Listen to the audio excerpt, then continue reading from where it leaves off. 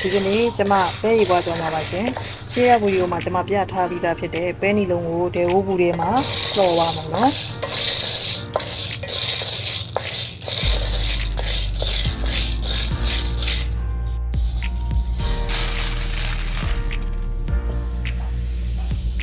လှော်ထားတဲ့ပဲနီလုံးကိုရေးစင်အောင်ပေးပြီးတော့ကျမပြောရပါတော့ရှင်ပဲနီလုံးဤသွားအောင်ပြုတ်တဲ့အချိန်ကအချိန်တော့တော်တော်ကြာပါတယ်2 နာရီနီးပါး2 နာရီကျော်လောက်ကိုကြာပါရဲ့ရှင်ဒ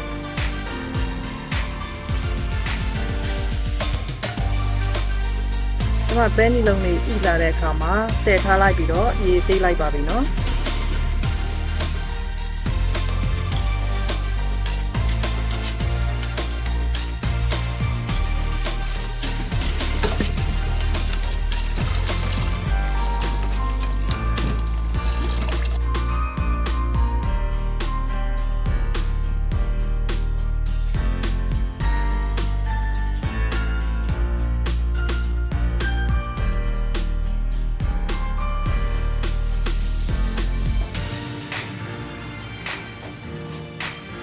ကျမပဲရီပွားကြော်ဖို့အတွက်စက်သုံးဖြူကိုစီတက်ပါမယ်နော်ပဲရီပွားကြော်ဖို့အတွက်ဆိုစီများများနဲ့ကြော်ရပါတယ်ရှင်စီများများနဲ့ကြော်ရင်အချိန်ကြာကြီးထားခံပါတယ်တိုးသွားတာတို့အနံ့နံသွားတာတို့မရှိပါဘူးနော်အရသာအတွက်ကျမကတော့စားထည့်ပါတယ်ချိုမုတ်နည်းနည်းထည့်ပါမယ်နော်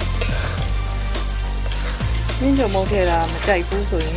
မိမိကမထည့်ပါနဲ့နော်ပဲရချိုပြီးသားပါ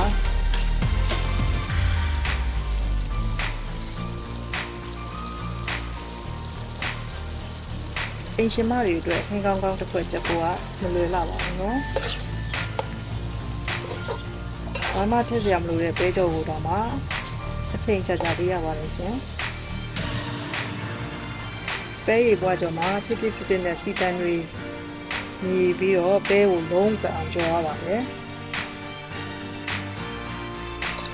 အဲ့ဒါမှတော်တော်လေးစားကောင်းပြီးအခါခံတဲ့ခင်းကောင်းလေးတစ်ခွက်ရမှာပါနော်အားလုံးကိုကျေးဇူးတင်ပါတယ်ရှင်